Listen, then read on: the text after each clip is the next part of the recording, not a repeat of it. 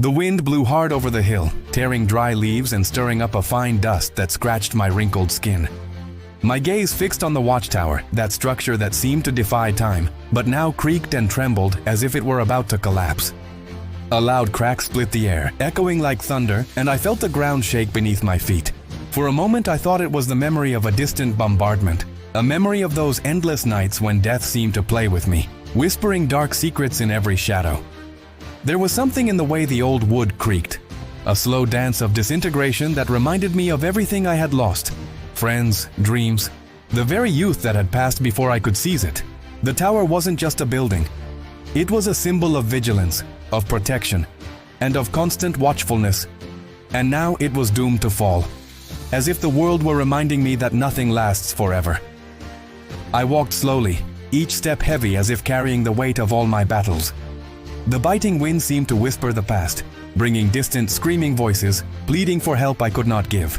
I remembered a friend, a soldier who held my hand during a night of bombardment, promising we would survive together. He didn't survive. Neither did the tower, nor my friends, nor the dreams we cherished. Everything was crumbling around me, and I was the only one witnessing the slow collapse of what had once been solid and secure. There were curious glances from afar. People who might not understand the history of that tower, or of an old man like me. But for an instant I realized their fear was real. Not of physical collapse, but of what the tower represented.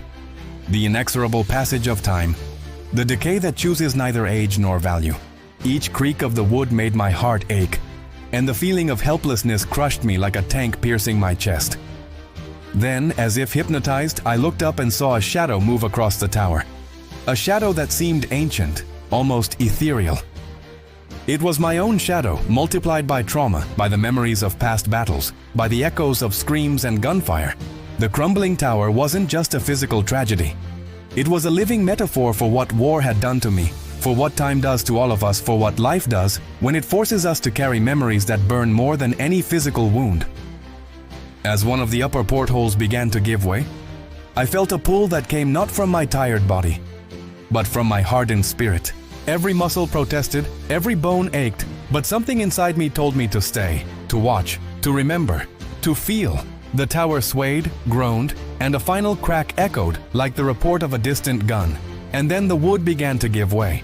I recoiled, but kept my gaze steady, because witnessing the fall of that symbol was more than curiosity. It was a confrontation with my own mortality, with the inevitability of time and memory.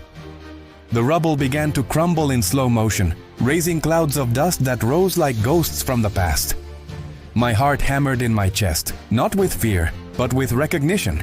Each falling piece of wood reminded me of a story, a battle, a broken promise, a lost friend. I could feel each grain of dust burning my skin as if it were touching my soul directly, and I wondered if I would ever be able to reconcile with all I had seen and lost. I stood there, watching the tower crumble. And for an instant, I felt the presence of time hovering over me, reminding me that nothing is eternal. War, life, death, everything crumbles, and we are left with only the shadows of our battles, projected against the rubble of what had once mattered. My breathing was heavy, every sound seemed amplified, every thought sharp. I couldn't change the past, I couldn't stop the fall, but I could feel, I could remember. I could be the watchful shadow watching history crumble. And so I stood, silent, as the tower fell, carrying with me the weight of memories that could never be erased. My name is Jack, a veteran of conflicts that scarred not only my body, but every inch of my soul. Before all this, I was just a young man full of simple dreams, living in a small town where everyone knew each other by name. There was an innocence to my life, a sense that the world still had room for kindness, for shared laughter, and for endless afternoons watching the sunset over silent fields. But war came like a storm without warning, tearing it all away with cold, precise hands. Conscription seemed like a patriotic calling, but no one told me about the invisible price it pays. I saw friends disappear in the blink of an eye, bodies falling silently, and the constant adrenaline mixed with fear became my only reliable companion. I learned to recognize death by the sound of footsteps, the smell of gunpowder, and the sudden silence that preceded the screams. Each battle taught me a bitter lesson. Trust is a rare currency. Courage is tested every second, and memory is a curse that cannot be erased with time. I still remember the first night I spent at the front. The sky was heavy. heavy with clouds that seemed to reflect the anxiety we all felt. The moon occasionally peeked through the shadows, only to reveal the horror that surrounded us. Muddy trenches, abandoned bodies, and the constant roar of explosions that seemed to come from all sides. I felt the ground tremble beneath my feet and realized there was no way back. Every breath was a conscious effort, every step a silent struggle between instinct and fear. Adrenaline kept me going, but it couldn't erase the weariness that penetrated to the bone. Over the years, I saw men change before my eyes. Young men who entered the war full of dreams and promise emerged as shadows of their former selves, carrying memories that no consolation could erase. Some became silent, others explosive, and there were those who simply disappeared in a haze of regret and trauma. I tried to maintain my humanity, but I found that every act of compassion came at a high price. Every moment of weakness was recorded by the enemy, or by fate itself. And yet, despite it all, there were moments that reminded me of what makes us human. A shared smile in the darkness, a hand extended to help someone up, a promise made to a friend that I hoped to keep even as the world crumbled around us. These memories were tiny sparks in a field of destruction, but they were all I had to cling to. When I returned home, the war wasn't over. The civilian world didn't know what to do with veterans like me. Suspicious looks, awkward silences, closed doors. It seemed everyone wanted to ignore what we had experienced. I carried medals no one recognized, invisible wounds that hurt more than any cut or burn. The watchtower I watched now, about to fall, was a reflection of this. Solid on the outside but corroded on the inside, threatening to crumble at any moment. My post-war life was a series of small daily battles, learning to live with memories that insist on surfacing without warning, trying to find meaning in days that seem the same, dealing with looks that vary between pity and indifference. Sometimes I sit alone, reliving moments that have left a deep impression on me. The smell of wet earth after rain, the taste of coffee on endless nights of vigil, the warmth of friendship in dirty trenches. These memories are my anchors and my ghosts. And that's why I found myself on that hill, staring at the tower about to collapse. It wasn't just curiosity or nostalgia. It was a need to confront everything life had taught me. Every piece of wood that gave way under its own weight reflected what I had endured, and every creak was a reminder that, no matter how much the world crumbles, we must remain standing, even if only as shadows of what we once were. In that moment, I felt the presence of my fallen comrades again. I felt their gazes, heard their whispers, and realized I wasn't truly alone. Every battle, every loss, every fear I faced was with me, shaping every movement, every thought, every breath. I was a veteran not only for having survived the combats, but for having carried their stories with me, like invisible scars that tell more than words ever could. The crumbling tower before me was symbolic. The fragility of everything we build, the inevitability of time, and the reminder that even in destruction, there is still something to observe, feel, and honor. And that was precisely what brought me there, as a silent guardian of a past that could not be erased. As my eyes remained fixed on the tower, I felt a strange presence behind me. It wasn't just the wind or the creaking of wood. There were gazes, hesitant footsteps, people who somehow seemed to be measuring my every move. The air, thick with dust and dry leaves, brought with it murmurs of disapproval, whispers that made me realize my mere presence in that place was unwelcome. And in that instant, I realized that the conflict I would face would not only be with the tower itself, but with the indifference and disregard of those who didn't understand the history etched in my scars. A few curious onlookers approached, walking slowly, almost afraid of disturbing something invisible.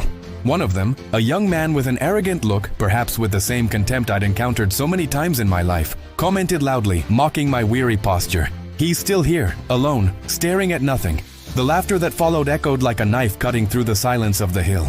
Every word, every laugh, hit more than just my body. It hit with the weight of years of memory, of losses, of silent battles no one will ever recognize. The tower continued to creak, each crack now accompanied by the judgmental gaze of those who, in their ignorance, deemed my presence irrelevant. I could have simply turned my back, leaving the tower to its fate, but something inside me wouldn't allow it. Maybe it was pride. Maybe it was respect for what it represented. Vigilance, protection, resistance, or maybe it was the memory of my fallen comrades, who could no longer watch but still trusted me to bear witness. The mocking young man's presence became more incisive. He began to approach, holding his cell phone as if to record a video of a useless old man in front of a structure about to collapse. "It'll fall on him and no one will care," he said, his voice thick with contempt. My body felt the urge to react, but experience had taught me to choose my battles. Still, each word burned more than any physical wound, reminding me that the civilian world rarely honors courage or sacrifice. Others gathered, some murmuring and laughing, others simply watching silently, perhaps with a hint of curiosity mixed with the feeling that they were facing something they didn't fully understand. But I understood. Every look carried judgment, every sigh, underestimation.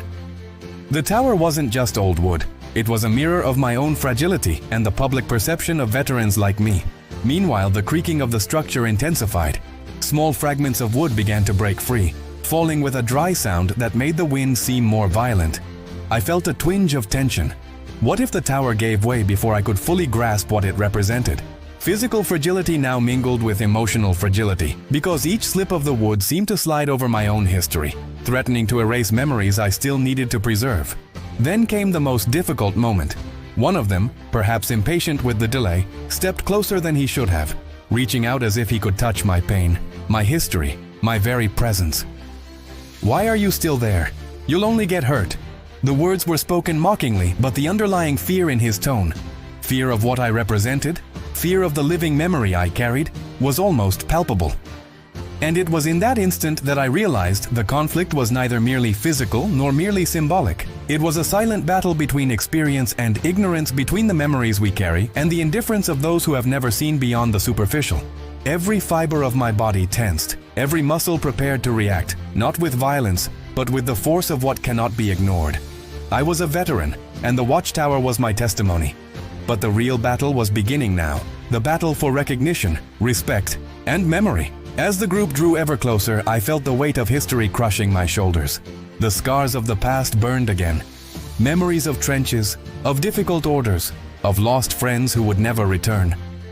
Their every step was a silent challenge, every word a provocation that threatened to shatter what little peace I still held. But deep down, I knew there was something greater at stake. Not just my dignity, but the recognition of what all of us veterans carry without asking permission.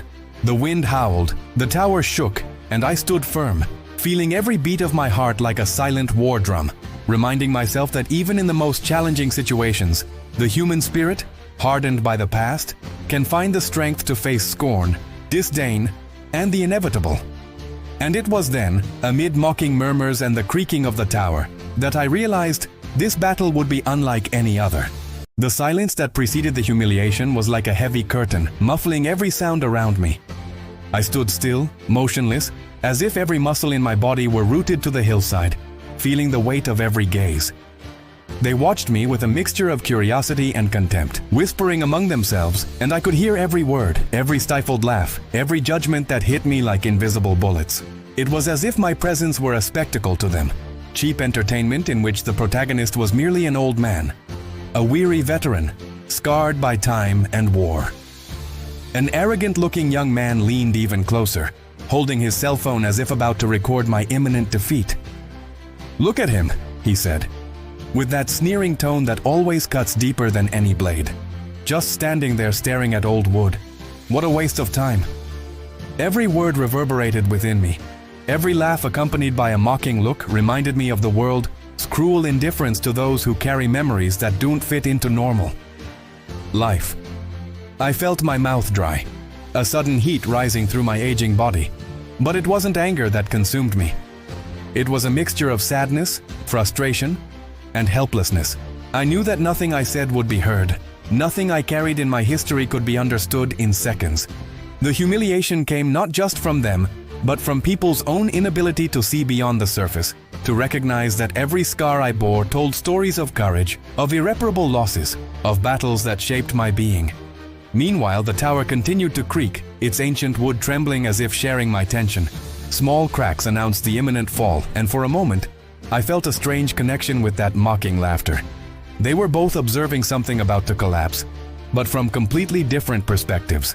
To them, I was just an insignificant old man standing before a condemned structure. To me, every piece of wood that came loose was a symbol of the lives that had been broken, the promises unfulfilled, the memories no one remembered. Another young man approached, pushing my shoulder lightly, almost without thinking. Perhaps to provoke, perhaps simply to affirm that the world still ignored those who survived. "Careful, old man," he said, his voice thick with sarcasm. "We don't want you to get hurt alone here." I felt the weight of the irony more than any physical touch. Their every gesture was a cruel reminder that society rarely values those who carry invisible battles, those who, like me, have faced the worst and returned only to find empty stares and callous laughter. The wind seemed to join in the humiliation, carrying dust and dry leaves that scratched my skin and reminded me that, like the tower, my presence in this place was vulnerable, exposed, judged. I felt a twinge of anger, but it wasn't enough to explode. My experience had taught me to choose my moment. Yet every laugh, every comment, every piercing look echoed in the back of my mind, bringing back memories of similar situations. Trenches, ignored warnings, disregarded orders, comrades ridiculed before being saved or lost. And then I realized something deeper.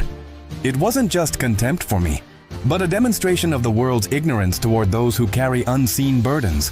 Those young men were reflections of a society that values only the immediate, the visible, the easily understood. My scars, my memories, my pain, none of it had any value to them. I was invisible, and, ironically, the tower that threatened to collapse was the only thing that shared my value with the world, even though it was about to shatter before everyone's eyes. It was in that moment, with mocking gazes fixed on me and whispers filled with contempt cutting through the air, that I realized the true challenge was not just physical, but symbolic. The public humiliation was a test of endurance, not just of my presence, but of the strength of memory, dignity, and the silent courage I carry. As the tower shook and the dust swirled around me, I understood that this moment was the bridge between the past I fought to survive and the present that insisted on underestimating me. And so I stood, erect, breathing the heavy air, feeling each laugh like a blow that could not completely knock me down. The public humiliation was only the prelude to something greater, a turning point that I knew was about to change the perception of those who dared to underestimate me. With each passing second, the tension grew, preparing the ground for what I, silently, was already ready to face. Just as I felt the humiliation reach its peak, something unexpected happened. A louder crack echoed from the tower, unlike all the others, deep, menacing, announcing the imminent collapse of its structure. A shiver ran down my spine, but instead of fear, I felt a strange, almost hypnotic clarity. The attention of everyone around me turned to the tower, and suddenly the focus shifted. I was no longer the target of scorn. The physical threat, the urgency of the moment, diverted their gaze to something greater. The tower trembled dangerously, creaking in an almost human way, as if bidding farewell to decades of vigilance. The wood split with sharp creaks, each fissure opening like an ancient scar, revealing the fragility of something that had once seemed imposing. My instincts propelled me forward. There was no time to hesitate. And there, before all who had underestimated me, I realized that my experience, my quiet courage, and my presence in the place finally had a clear purpose. With careful but quick steps, I approached the tower, calculating every movement, every step, as I had done so many times in far more lethal scenarios. Every muscle in my body screamed, every bone reminded me of past battles, but my spirit remained steadfast. The tower was a symbol of something much greater than mocking laughter. It was a representation of the vigilance, protection, and resilience I had carried within me since my days at war. And in that moment, my past found its use. Every decision, every reflex learned in trenches and on the front lines, guided me to what needed to be done. The young men who had once laughed now recoiled, their eyes filled with apprehension and fear. They didn't know, couldn't know, but I understood exactly what needed to be done to avoid a complete tragedy. I knew how to calculate risks, read signals, act quickly under pressure. Skills that life had brutally forced upon me, but which now gave me the necessary advantage. And then, with steady hands and a focused mind, I grabbed one of the loose portholes, guiding its fall to safety, away from where the onlookers had gathered. Every movement needed to be precise. Every decision could mean the difference between calamity and safety. As I struck this precarious balance between survival and protection, I realized something inside me was shifting. The humiliation, the contempt, the mockery, all of it began to fade in the face of the urgency of the situation. Every step was now an act of affirmation, every breath carrying not only the cold air of the hill, but the determination to prove, to myself and to everyone, that my experience had value, that my past was not forgotten, that my presence carried weight. And then, what no one expected happened. One of the young men, in his attempt to move away, stumbled and nearly fell. Without hesitation, I reached out, holding him firmly. The contrast was stark. The same hand that had held weapons and saved comrades now held someone who had seen me only as a useless old man a few seconds ago. His expression changed instantly. From arrogance to surprise, from contempt to recognition, however momentary. The tower's collapse continued, but thanks to the attention and experience I brought from the war, no one was seriously injured. Dust rose in thick clouds, covering the scene like a dramatic veil, and murmurs of fear and admiration began to replace the earlier laughter.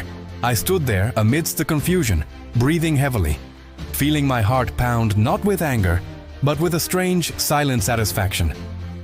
The situation had changed irrevocably. Contempt was replaced by restrained respect, humiliation, by the cautious admiration of someone who realized there was much more to me than met the eye. And in that instant, I realized that the turnaround came not just from physical action, but from a transformation of perception. The tower, which had seemed on the verge of becoming a symbol of ruin, now became a testament to my resilience, my experience, my ability to face danger and act when the situation demanded it. That moment showed that true strength lies not only in the body, but in the mind shaped by experience, memories, and quiet courage. The group of young men stepped back respectfully, now realizing they had underestimated not just one man, but a lifetime of struggles that the civilian world rarely acknowledges. The turnaround was complete. I was no longer a mocked old man before a tower about to fall. I was the veteran who, even after years of war and contempt, could still intervene, protect, and teach, even if silently, the true meaning of courage and experience.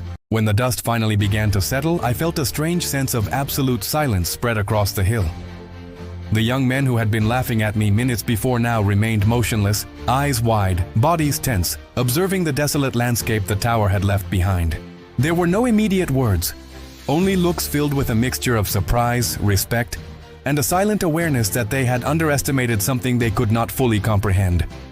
The experience of a lifetime shaped by battles, losses, and resistance. One of them, the same one who had laughed the loudest, approached slowly, almost as if afraid of upsetting the fragile balance of that moment. His eyes reflected not only surprise, but the tacit recognition of something not learned in books or schools. True courage manifests itself when the right action is taken, even in the face of contempt and imminent danger. He said nothing, only a nod, almost imperceptible, but which carried enormous symbolic weight. It was the first spark of justice, a silent acknowledgement that was worth more than any public applause. As I gazed at the tower's ruins, I felt something dissolve within me. The humiliation, contempt, and mockery were replaced by a sense of validation, not just for myself, but for all the silent battles I'd faced throughout my life. War taught me that true recognition doesn't always come in words or medals, but in the realization of those who finally understand what was endured, even if only for a moment. These young men began to back away slowly but respectfully, keeping their distance, as if mere proximity could disrupt the delicate balance that had been established between us. I realized that the tower, now in rubble, served as a perfect metaphor. The outer structure might have fallen, but what it symbolized, vigilance, resilience, and presence, remained intact, as did my dignity. A murmur began to arise among the curious onlookers still watching from a distance. Some began to comment on the speed and precision of my actions, the control I maintained even under pressure, and the discernment that allowed me to protect everyone. Words of recognition, however timid, began to fill the space previously occupied by contempt. It was silent but tangible justice, a sense of worth that didn't need applause to exist. As I breathed deeply, feeling the heavy dust mixed with the smell of burnt wood and disturbed earth, a sense of relief washed over me. Civilian life rarely understands what veterans carry and rarely acknowledges the weight of their experiences. But in that moment I felt something had changed, not because of the applause, but because of the simple fact that those who had underestimated me had to confront the reality of my presence, my history, and my ability to act when necessary. My mind returned to memories of lost friends, fallen comrades, and the battles that shaped my existence. For a moment I imagined that my every action there on that hill was also a silent tribute to them, to the courage we shared, the loyalty we cultivated, and the determination to survive even when the world around us seemed to care nothing. And in that gesture of silent recognition from the young people, I felt an invisible bridge forming between past and present, between experience and perception, between pain and justice. Looking into their eyes, I realized something profound had shifted. It wasn't just fear or surprise, it was the tacit understanding that the world often judges before knowing, ridicules before valuing, and ignores before acknowledging. I no longer needed to prove anything. Justice, symbolically and powerfully, had already happened. Respect, even silently, was present, and it was more meaningful than any word or public gesture could be. As the late afternoon light began to bathe the hill, I felt a strange warmth, a mixture of relief and melancholy. The tower had fallen, but I remained standing. The laughter died away, the looks changed, and in that moment I realized that justice didn't need to be proclaimed aloud. It manifested itself in a shift in perception, in the silent appreciation of what is lived, and in the strength of the presence of those who carry stories that no one else could tell. That moment of recognition, however brief, reinforced something I'd always known.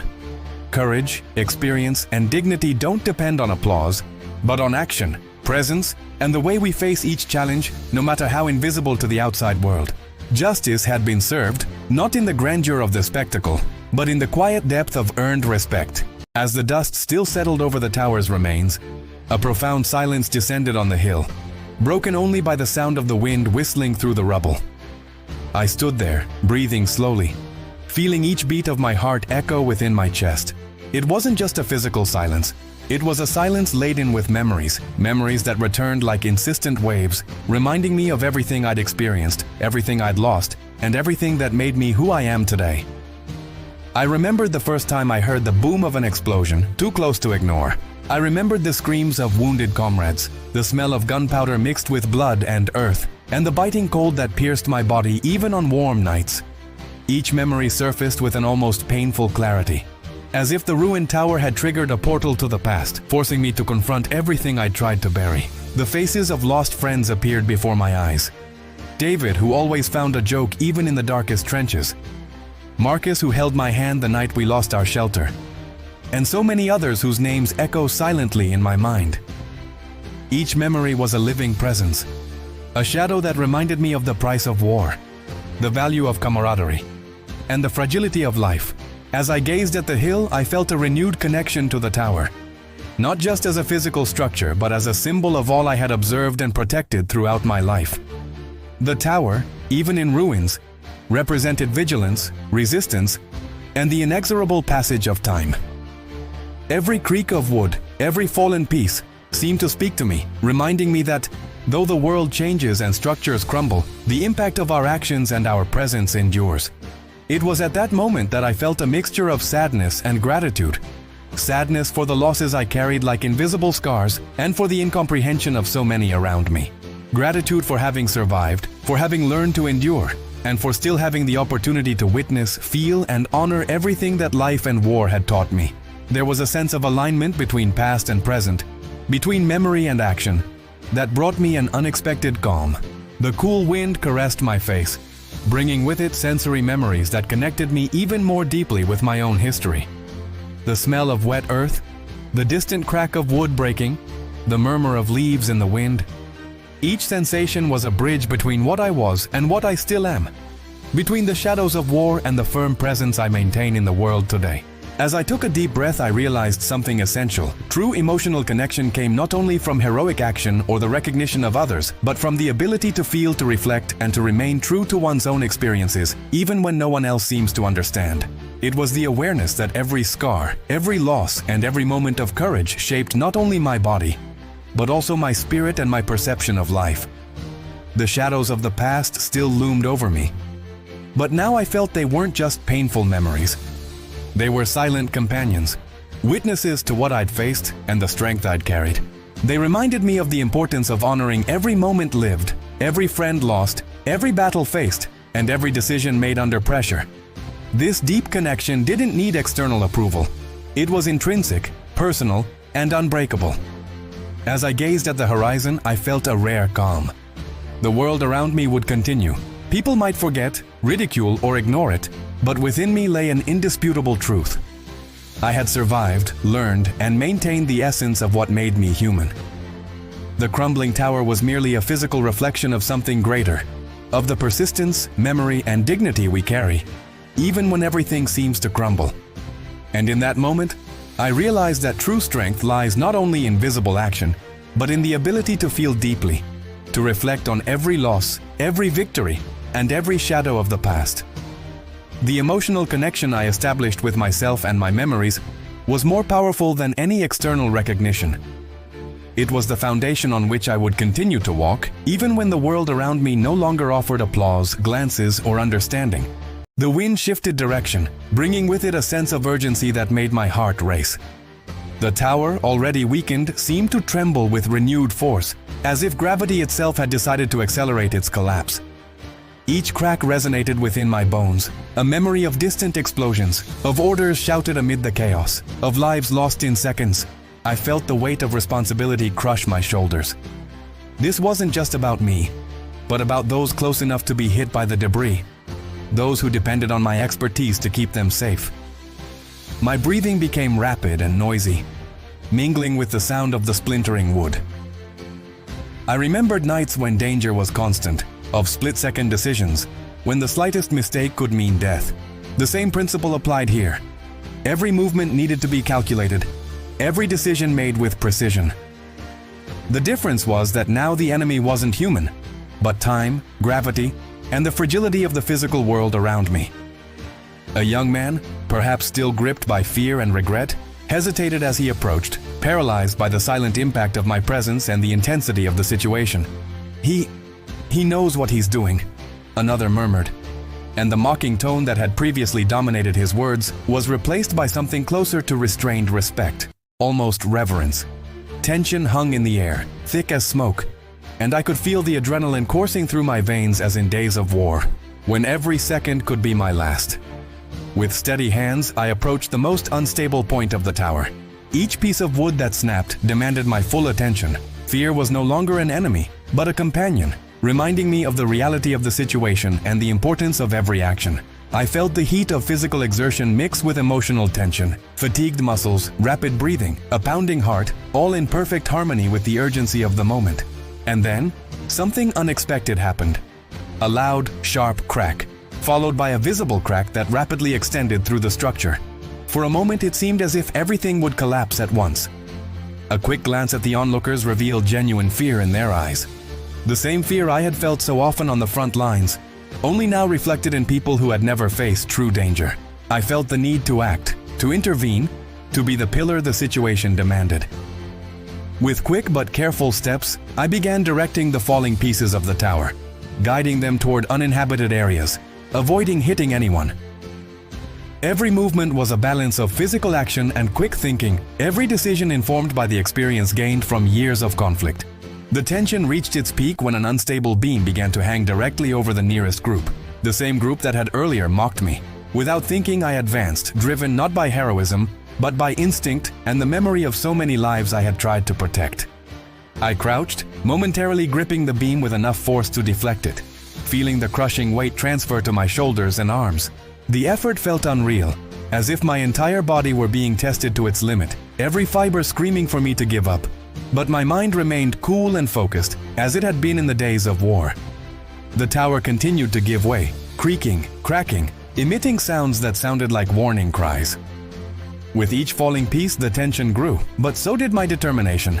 I felt the same fear I had felt so many times, the same urgency, but also a strange clarity. I could face this. I knew what to do. The same quiet courage that had kept me alive in past battles now manifested itself in every movement, every decision, every breath. In the final instant, as the structure was about to shatter completely, I managed to guide the last pieces of wood, saving everyone around me. Absolute silence followed, broken only by the sound of the wind and everyone's heavy breathing. Fear gave way to silent recognition, not only of what I had done but of what I had represented. Experience, courage, determination, and dignity, all encapsulated in that moment of maximum tension.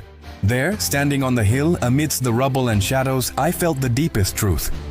The battle was not just against the physical world, but against judgment, ignorance, and indifference.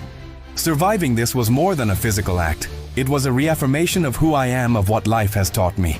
and that even in the face of chaos, experience and quiet courage have enough power to change the perceptions of those around us. The silence after the climax of tension seemed almost supernatural.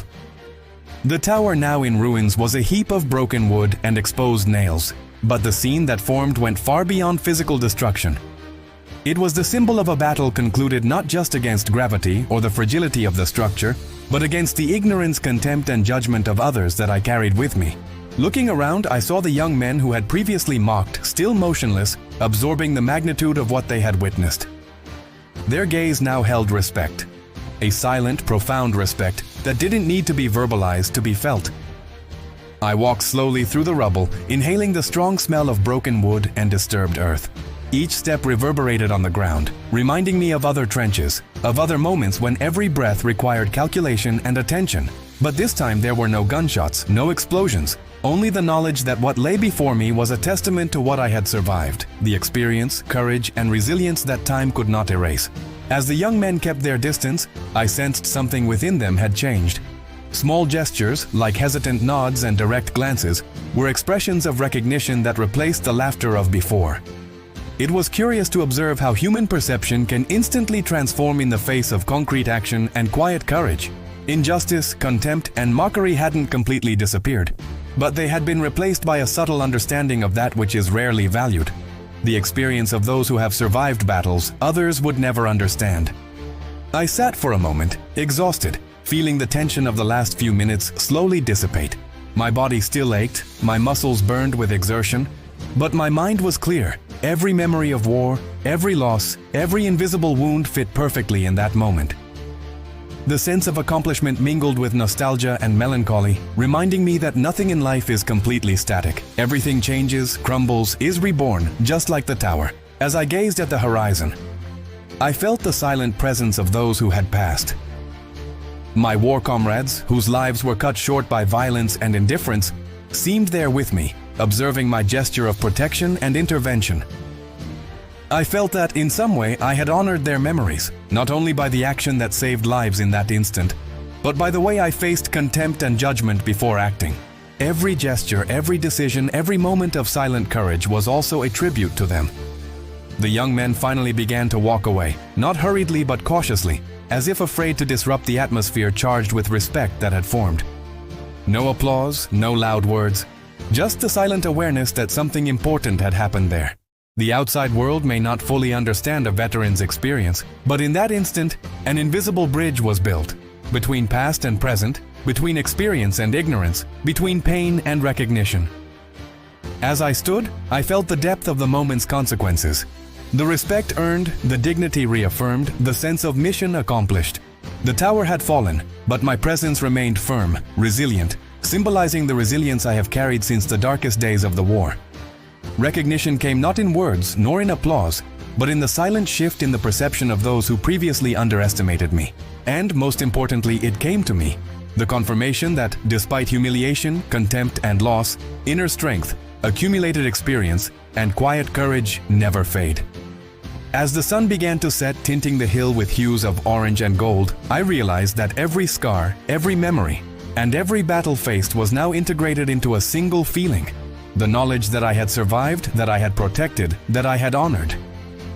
The consequences weren't just physical or social, but spiritual. A reinforcement of who I am and the legacy I carry, even if invisible to most. And so, as the last murmurs of surprise and respect faded, I stood alone between the destroyed tower and the endless horizon, feeling that despite everything that crumbled around me, something greater remained intact. The integrity of who I am, the strength of my experiences, and the ability to face the world, standing again, even if only as a shadow of past battles. As the sun set, dyeing the sky burnt orange and deep red, I stood alone on the hill, surrounded by the remains of the tower that had once stood imposingly. The scene was silent, almost solemn, and the air carried a mixture of dust, broken wood, and the faint scent of damp earth. I could sense more intensely than ever that everything that had happened that day, from the initial contempt to the heightened tension of imminent collapse, was not just an isolated episode, but a profound metaphor for life, war, and human nature. I reflected on the young men who had once mocked me. The silent respect that emerged after my action was a lesson for them, but also for me. The morale lay not only in public recognition or the fear I had momentarily inspired, it lay in the silent understanding that experience, courage, and dignity do not require applause to exist. They manifest when tested, when faced with adversity, and when someone has the patience and inner strength to act correctly, even in the face of contempt and misunderstanding. As my eyes roamed the tower's ruins, I realized that life, like that structure, is fragile and impermanent. But true strength lies not in the appearance of solidity, nor in the superficial admiration of others. It lies in the ability to withstand the shocks, to maintain integrity even when everything seems to be crumbling, and to honor what truly matters: the memory, the loyalty, the principles, and the quiet courage we carry. Every fallen piece, every creak of wood, every look of restrained respect represented a lesson the world rarely teaches. True greatness is invisible to those who judge only by externals. I remembered the companions I lost, the battles I survived, and the endless nights where fear and responsibility were constant companions. Each experience shaped my perception, strengthened my resilience, and taught me that life is a series of challenges that not everyone will recognize, but which must be faced with integrity and courage. The tower, now in ruins, was a symbolic extension of these memories. Even when destroyed, its purpose and meaning remain, as do the influence of our actions, even when no one is watching. What struck me most was the realization that society often judges before knowing, ridicules before understanding, and ignores before acknowledging. However, justice, silent, subtle, and powerful, can emerge in unexpected ways. In my case, it came in the form of tacit recognition, in the respect earned through decisive action and quiet courage, reminding me that worth is not measured by applause or praise, but by the consistency of our choices, the strength of our character, and the strength of our experiences.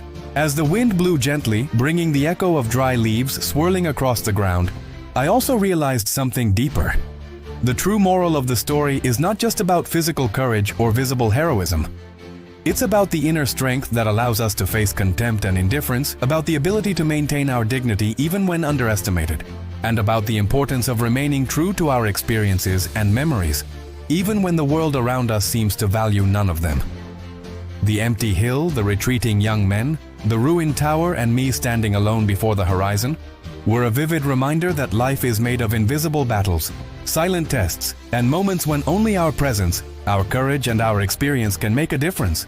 That afternoon taught me, once again, that dignity, worth, and integrity are achieved not by immediate recognition, but by the ability to act correctly, even when no one is watching. As I walked slowly out of the hill, I felt that each step was a renewed commitment to my own story and my own memories. The shadow of past battles still followed me, but now with a different weight, no longer of pain or frustration, but of understanding, acceptance, and strength. And I finally realized that the moral of the story lay not only in the day's events, but in the reflection that emerges afterward, in the ability to extract meaning from experiences, to honor the past and to move forward with dignity, regardless of what the outside world might think. The final lesson was clear. True greatness is not measured by what others see, but by what we can keep intact within ourselves. Courage, memory, and integrity, even when everything around us crumbles. And so, standing amidst shadows and ruins, I understood that, while the world may underestimate veterans, true strength always finds ways to manifest itself, silent, powerful, and eternal.